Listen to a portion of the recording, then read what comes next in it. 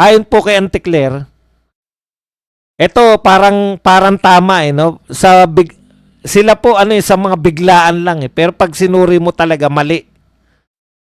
Ang sabi ni Auntie Claire, kung kayo ay nagtatago, ano ba ang ibig sabihin niyan? Kayo ba ay may kasalanan? Tinatago ninyo para hindi po kayo matinig at ma-escape kayo? Or ma-evade ang liability of what you have done of what you have done? So, hindi po kinakailangan magtago kung alam po nila na sila ay walang kasalanan. Humarap sila at maging matapang sa maaaring proseso. Ang ganda, 'di ba? Ang sarap pakinggan. Kung wala kayong kasalanan, kung inosente kayo, bakit kinakailangan nyo magtago? Una, ang aminado lang po na nagtatago si Bato de la Rosa. Yung iba po, hindi po sila nagsabing nagtatago sila. Yung iba po, lalaban. Katulad ni DOJ Secretary, dating DOJ Secretary Aguirre. Alam nyo, wag nyo basta-bastahin si Aguirre, matalino po yan. Naalala ko ng impeachment. Kung hindi nyo na po maalala si Aguirre, impeachment ni Erap, yan po yung nagtakip ng tenga habang nagsasalita si Miriam. At sinagot niya po si Miriam, bakit mo ako pinagtatakpan ng tenga? Sabi niya po, naiingayan na po ako sa inyo.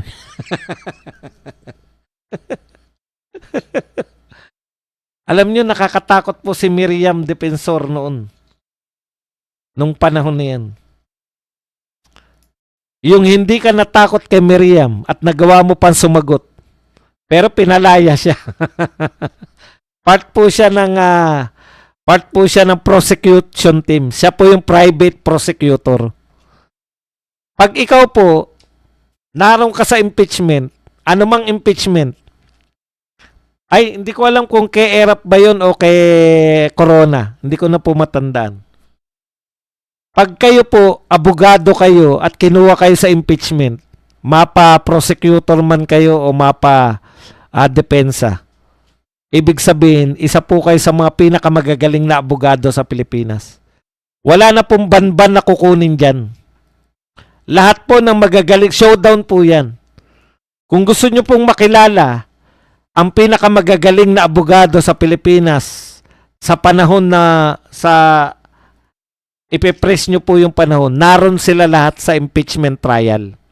Yung iba dyan, kahit mahal ang bayad, nagpapalibre. Kasi chance nila yan eh. Iyabangan po ng mga matatalino yan eh. Hindi po pwedeng wala ko dyan.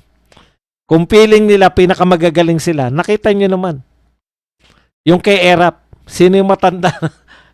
Dating justices yung mga ni Erap eh. Yung mga tagapagtanggol ni Erap, dating mga Supreme Court justices eh. Si Cuevas, tsaka yung sila Estelito Mendoza. Pucha,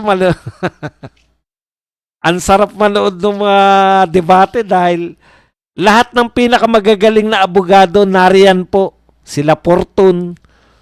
Lahat po ng pinakamagagaling na abogado sa panahon na yon, nariyan sa impeachment. Kahit walang bayad yung mga yan. Pucha, parang atat na magpakita. Talagang durugan po yan.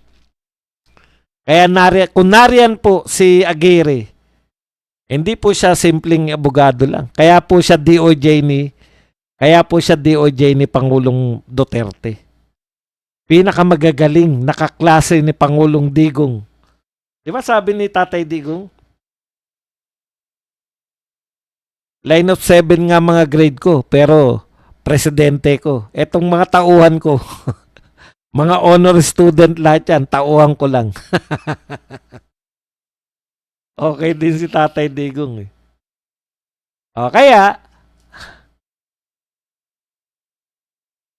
opo, si Chupimo, hindi po, si Chupisto Ginggona po, yung anak niya tong sa Blue Ribbon noon, nung panahon ni Napoles. Impeachment ba ni Corona? Kaya ito po, ang hirit po ngayon ni Ang tindi ng background. Para lang ma-introduce ko si, ano, no, si Aguirre. Kaya si Aguirre po, haharapin niya. Magsasampa siya ng reprieve dito po sa Supreme Court. Kukwestiyonin niya po yung legality ng pagsasabwat sa kanya. Ang question niya nga kahapon masama na ba maging abogado ka ng isang akusado? Abogado po siya ni Tatay Digong, pero hindi po raw siya naging part.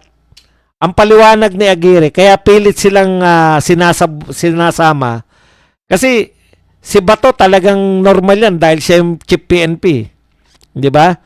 Talagang siya yung may direct order kay Tatay Digong na mag-conduct ka ng war on drugs. Okay yung mga pulis. Pero bakit kasama si Aguirre, si Bongo? Para palabasin ng mga nag-aakusa sa kanila na ito ay whole of government approach itong ginawa para lang palakasin nila yung pagpapakulong nila kay Tatay Digong. Yun po yun. At tama po yun.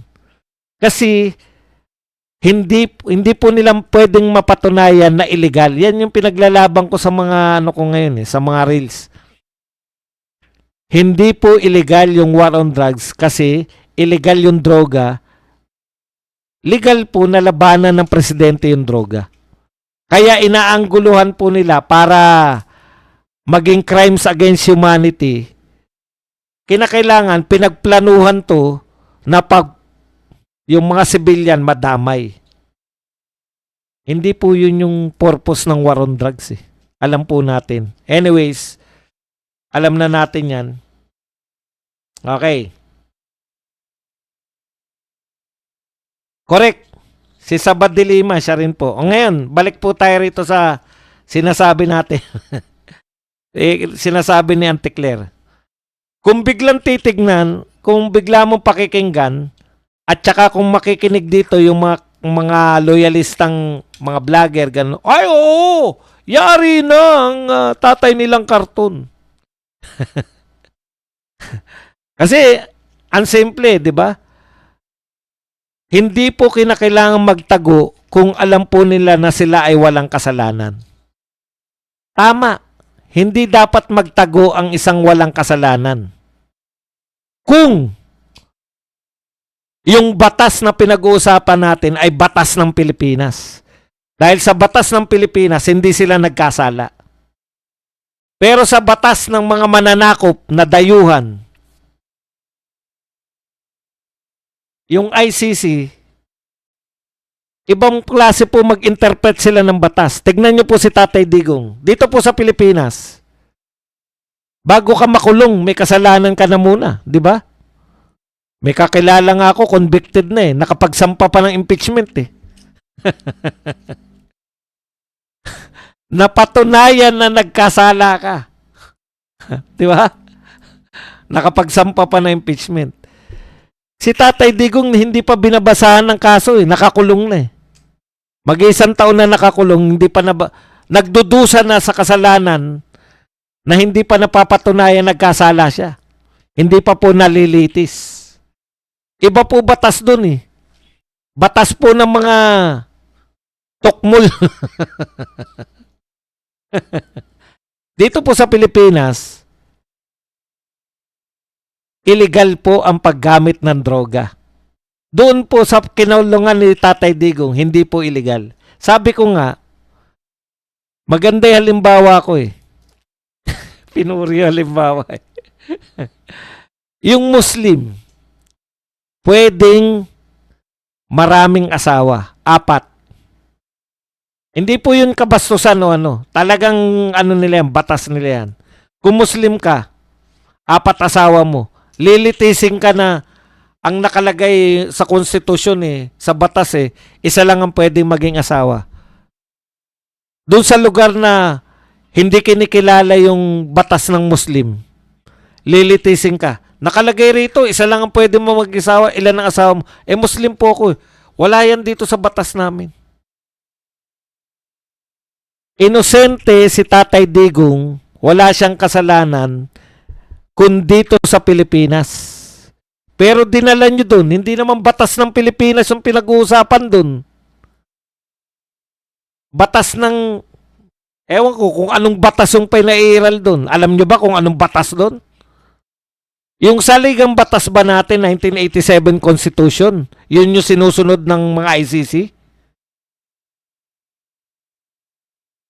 Ang sinunod ni Tatay Digong sa pagkukondak ng war on drugs, 1987 Constitution, yung saligang batas natin.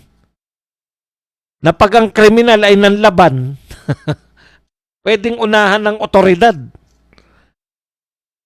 Paano nyo natiyak na lahat ng AJK kay Tatay Digong? Okay. Ang point ko lang, unfair po 'yun na nililitis natin, kaya mali yung premise ni Auntie Claire. Kung dito yan sa Pilipinas mo sinabi, halimbawa dito kinasuhan si Bato at saka si Bongo. Nagkaroon sila ng warrant of arrest. Nag-issue RTC ng Pilipinas. Pasig Regional Trial Court. Dapat harapin nila. Kasi nakabatay yan sa konstitusyon ng Pilipinas. Ang ginawa ni Bato, si Bongo, walang kinalaman, malamang, di ba? Kasi assistant lang siya. Si Bato, sumunod siya sa presidente ng Pilipinas. Mali ba yung utos ng presidente ng Pilipinas? Pagbaguhin yung mga durugista, magbagong buhay sila.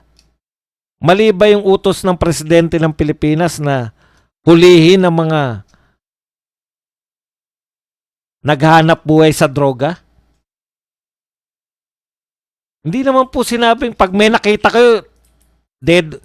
Tandaan po ninyo, 3 milyon po yung natukhang. Ilan lang po yung napatay sa war on drugs. So, hindi totoo na tira.